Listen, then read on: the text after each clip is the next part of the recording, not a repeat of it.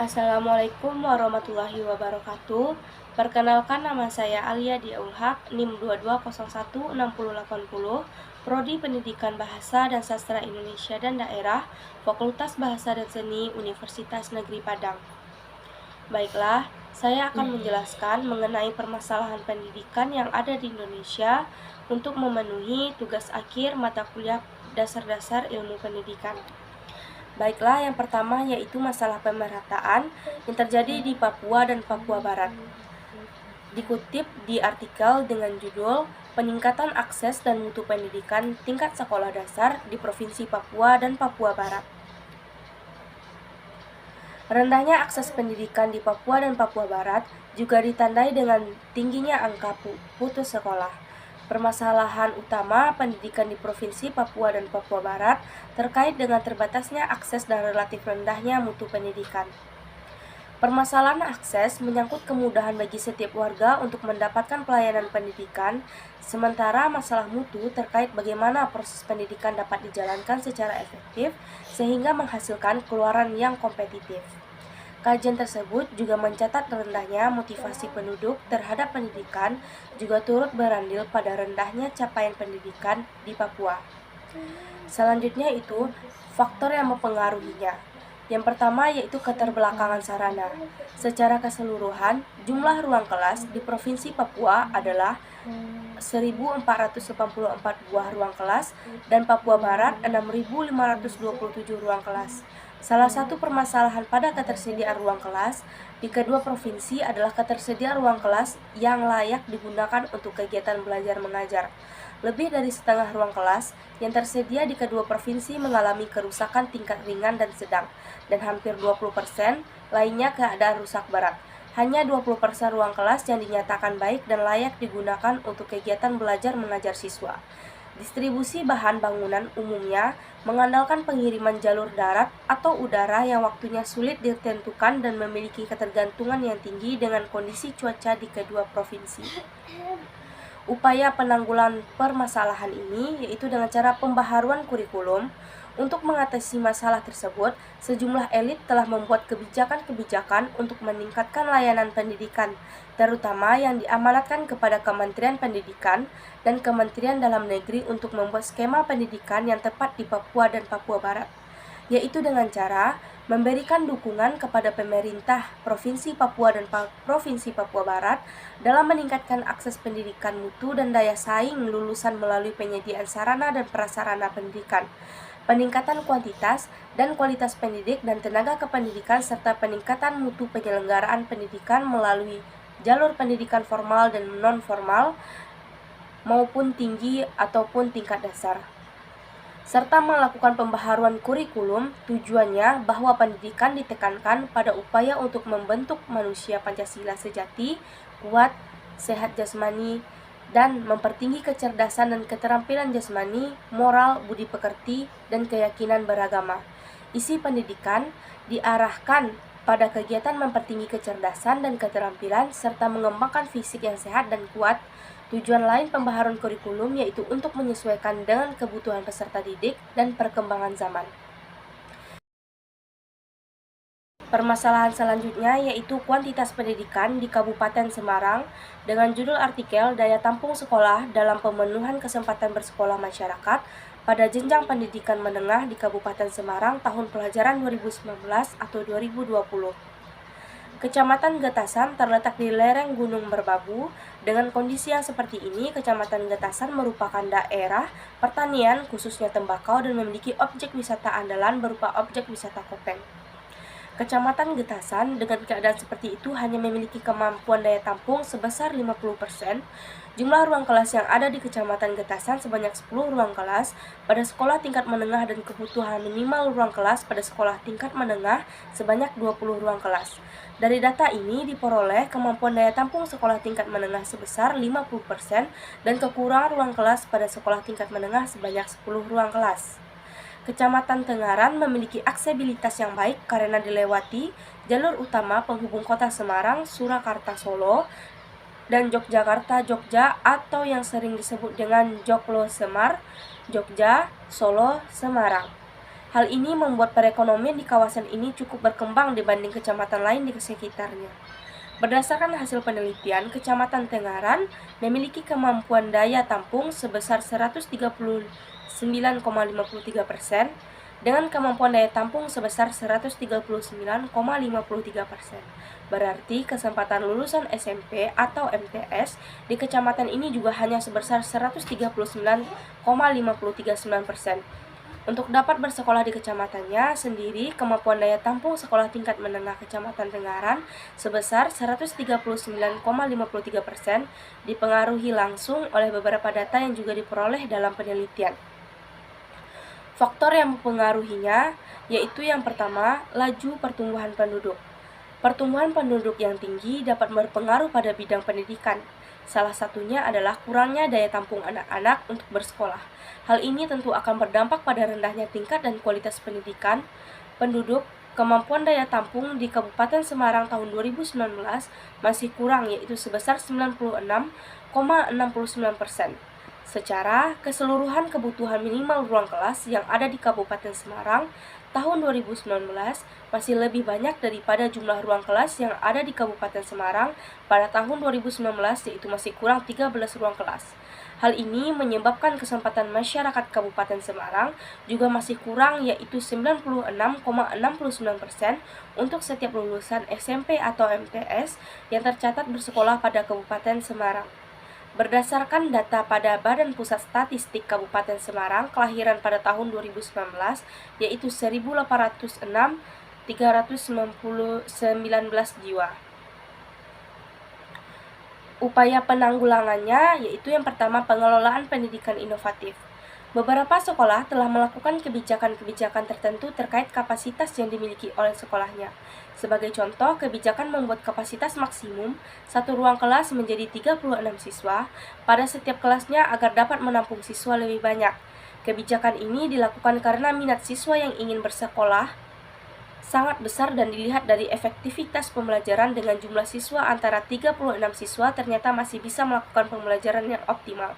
Selain kebijakan penambahan kuota siswa per kelas, kebijakan penambahan ruang kelas melebihkan jumlah ruang kelas maksimumnya juga dilakukan oleh beberapa sekolah yang ada di Kabupaten Semarang. Penambahan kapasitas ruang kelas juga memperhatikan kelengkapan kelas seperti meja dan kursi serta luas ruangan kelas. Kebijakan semacam ini telah dilakukan oleh sekolah-sekolah favorit yang ada di Kabupaten Semarang yang secara kualitas baik pembelajaran maupun kualitas sarana sekolah. Yang kedua yaitu inovasi dalam pendidikan. Melihat persebaran luasan SMP atau MTS di 19 kecamatan yang diteliti masih banyak yang tidak melanjutkan ke jenjang sekolah berikutnya sehingga belum terpenuhinya daya tampung sekolah, agar pemerintah untuk membuat program-program pendidikan yang baik sehingga tidak ada lagi lulusan SMP atau MTS yang tidak bersekolah. Permasalahan yang ketiga yaitu mengenai kualitas pendidikan yang ada di Jawa Barat dengan judul artikel Strategi Pembangunan Pendidikan di Jawa Barat. Jawa Barat tidak bisa dipisahkan dari tatanan nasional dan global. Di samping secara geografis menjadi penyangga ibu kota, Jawa Barat memiliki nilai strategis dalam pembangunan bangsa. Konsekuensinya adalah persoalan bangsa menjadi persoalan Jawa Barat dan persoalan Jawa Barat akan berkorelasi positif terhadap persoalan bangsa ini. Krisis bangsa secara langsung telah turut mengubah kondisi pembangunan Jawa Barat yang jumlah penduduknya mencapai 42 juta jiwa atau 20% dari penduduk nasional. Oleh karena itu, pembangunan pendidikan tidak bisa dilepaskan dari kondisi real masyarakat Jawa Barat dan persoalan nasional bangsa ini, misalnya rendahnya kualitas SDM. Indonesia juga berkorelasi langsung terhadap Jawa Barat. Faktor yang menyebabkannya yang pertama yaitu aspirasi masyarakat. Pengakuan hak-hak masyarakat termasuk hak berpendidikan. Mengakui pendidikan sebagai hak berarti memperbanyak kesempatan untuk mengakses pendidikan.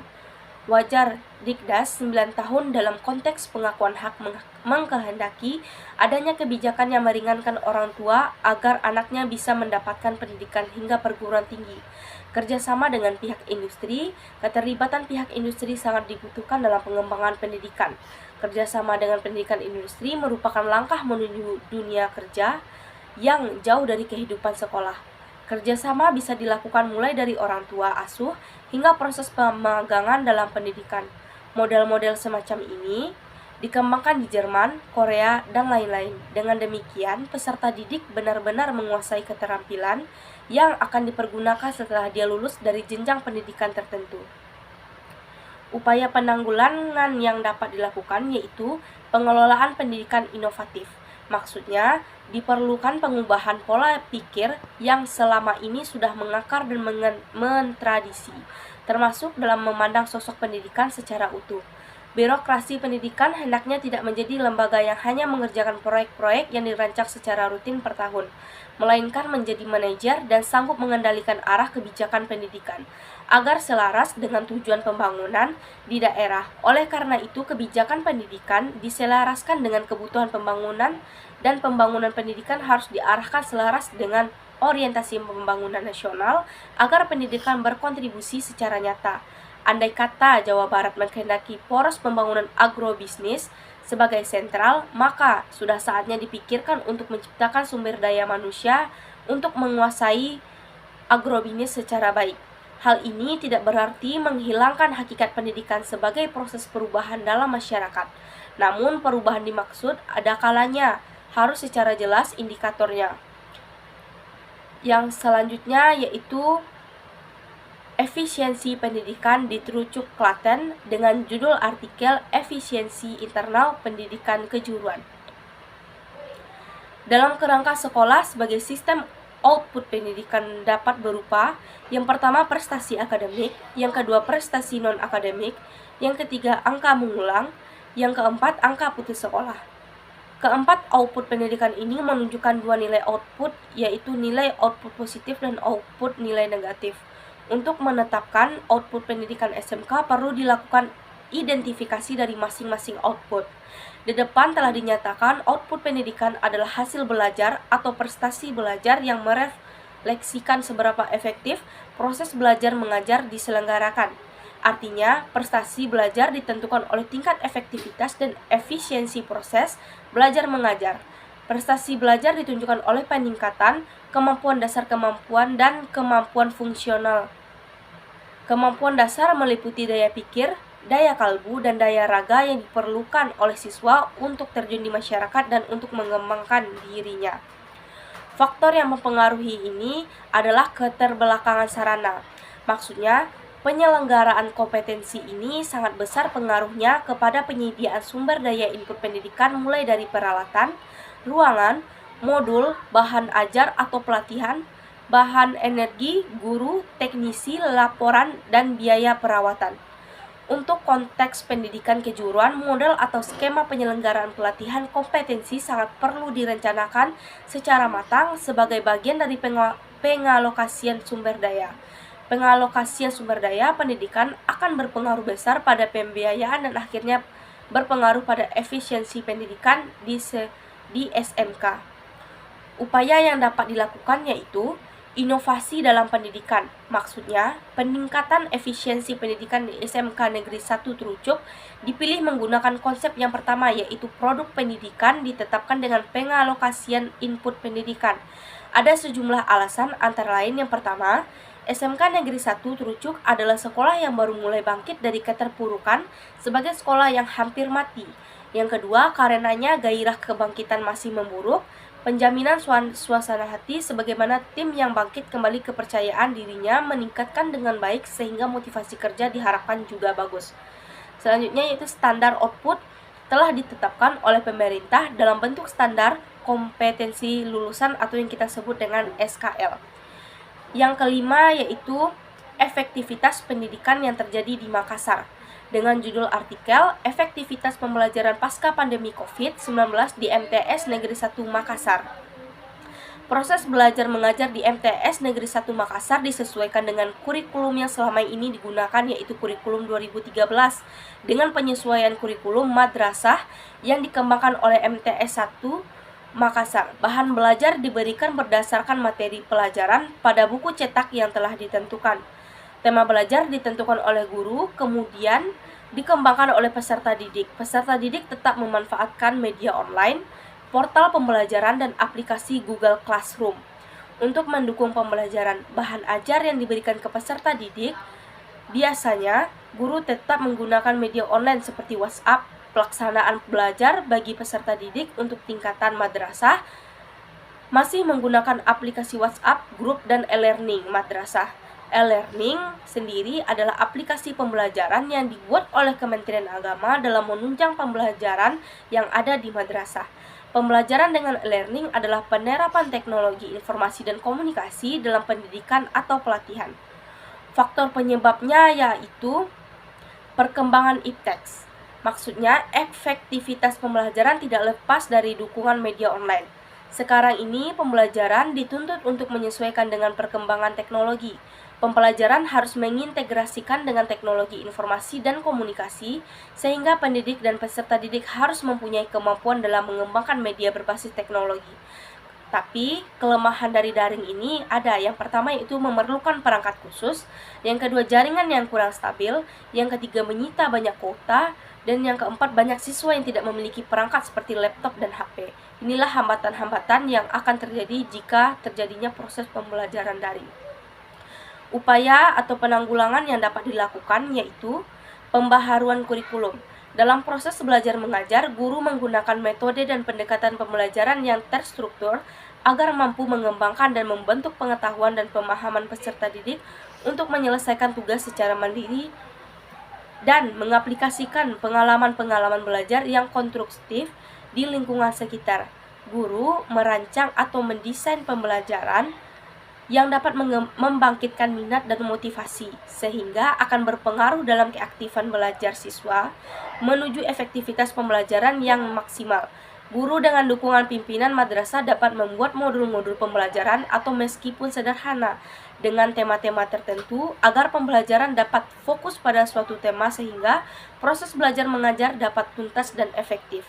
Dukungan dalam belajar mencapai efektivitas pembelajaran. Guru harus memahami dan mempertimbangkan kondisi, kebutuhan, dan karakteristik masing-masing peserta didik, mampu mengakomodirkan dan memberikan bobot pembelajaran sesuai dengan kemampuan peserta didik, dan menyesuaikan dukungan selama pembelajaran dan sarana dan prasarana belajar yang ada di lingkungan madrasah.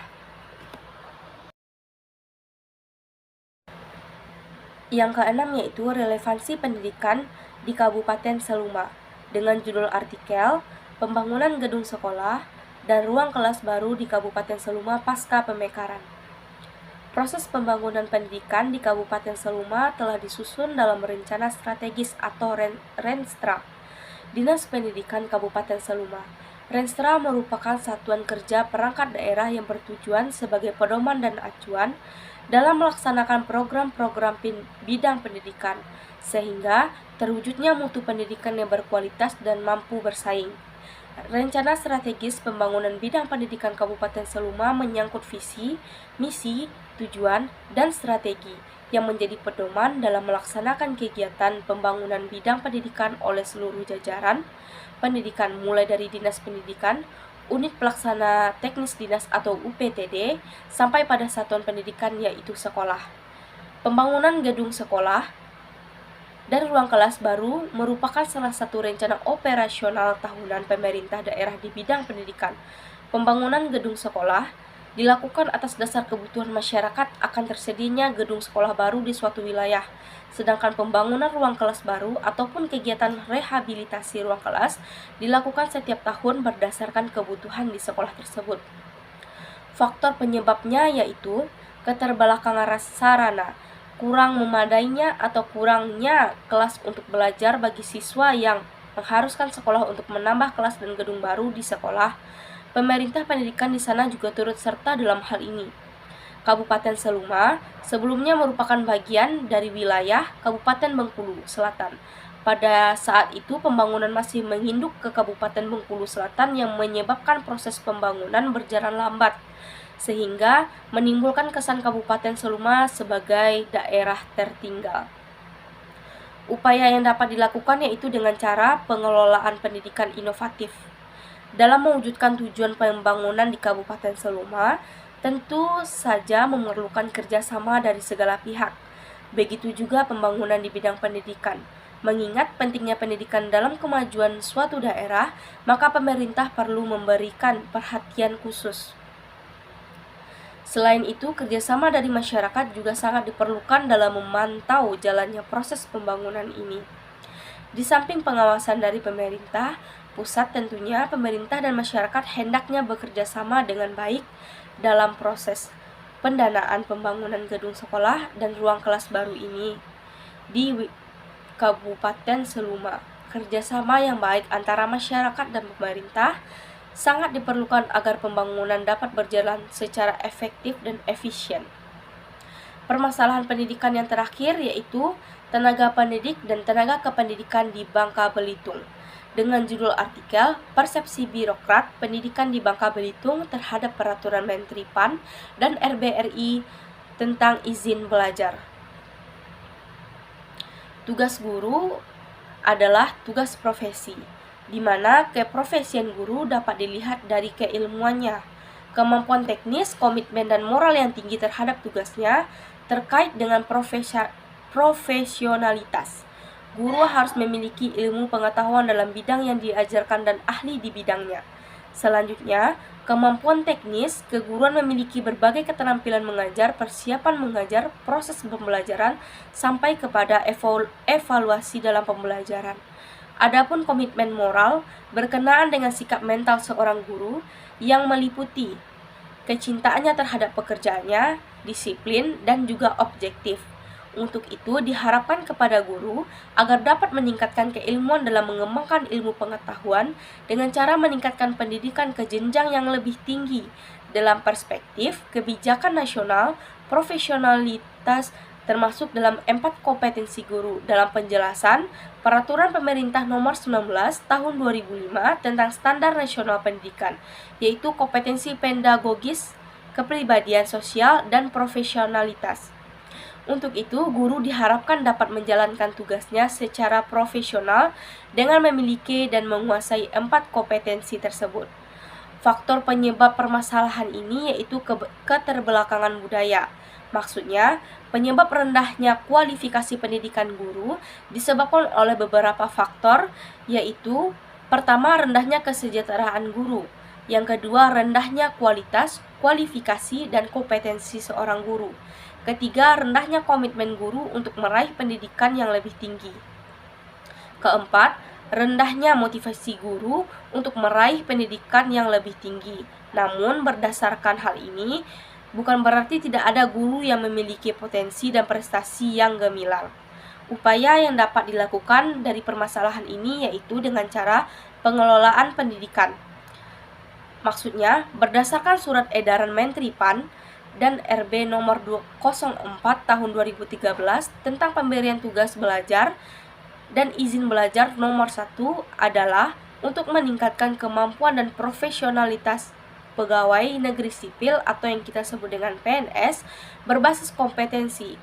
Perlu dilakukan pengembangan PNS ini melalui pendidikan berkelanjutan dalam bentuk pemberian tugas belajar dan izin belajar. Izin belajar adalah izin yang diberikan pejabat berwenang kepada PNS untuk mengikuti pendidikan dengan biaya sendiri dan tidak meninggalkan tugas kedinasan sehari-hari. Hal ini dilakukan agar para guru dapat bersaing lebih kreatif dan inovatif dalam mengembangkan proses belajar mengajar yang ada di sekolah dan di dalam kelas. Baiklah, hanya itu yang dapat saya sampaikan. Apabila ada salah kata, saya mohon maaf. Saya akhiri, wassalamualaikum warahmatullahi wabarakatuh.